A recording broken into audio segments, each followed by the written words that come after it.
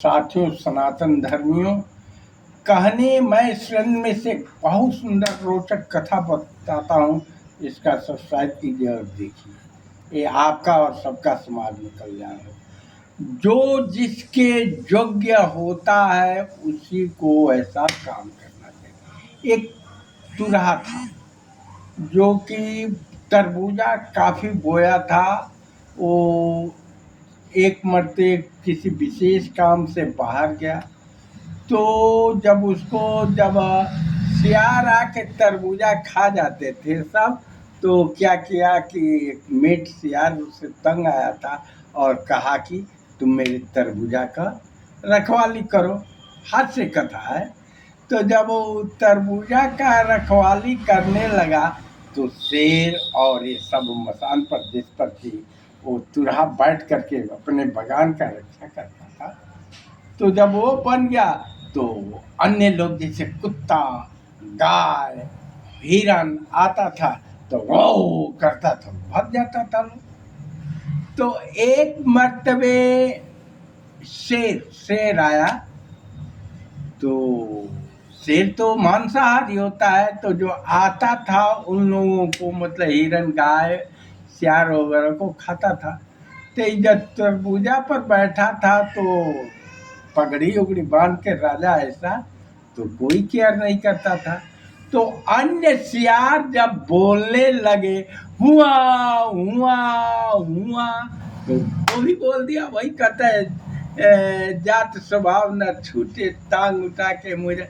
तब तक जो शेर था वो समझ गया कि तो सियार है, फाड़ चीर के खा गया।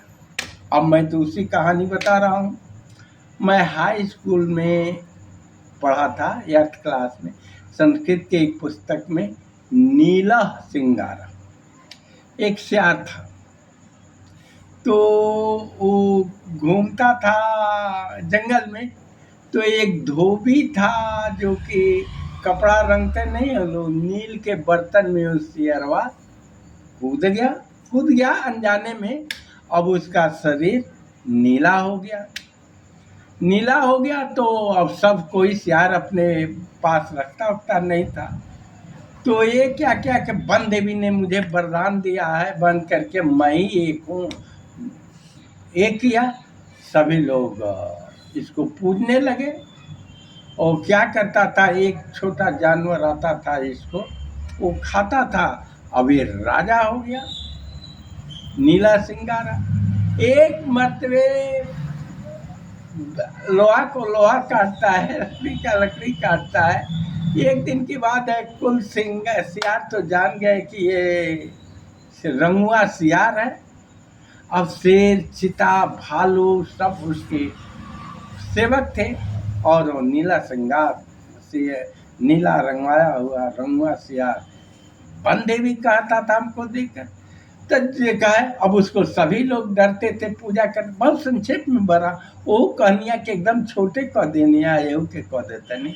तो जब और सियार सब हुआ बोलने लगा तो ये भी रंगुआ सियार बल गया। तो जावत सोवते मृग तावह किंचित न भाते। मूर्ख तभी तक शोभा देता है जबकि वो बोलता नहीं। जब हुआ किया तो शेर, चीता, भालू तो समझ गया कि वन देवी इसको नहीं से फाड़ के खा गया। अतः जो जैसा होता है स्वभाव नहीं छूटता है। इस कहानी से आपको सीख मिले तो मेरे जागो हिंदू ब्राह्मण एकता मंच का सदस्य मैंने सब्सक्राइब करें, बेल घंटी बजाएं। जात स्वभाव कभी छूटता नहीं। अपने आप को अब देवी भवानी भगवान बन जाइए तो नहीं होगा। जय हिंद, जय भारत, जय सनातन।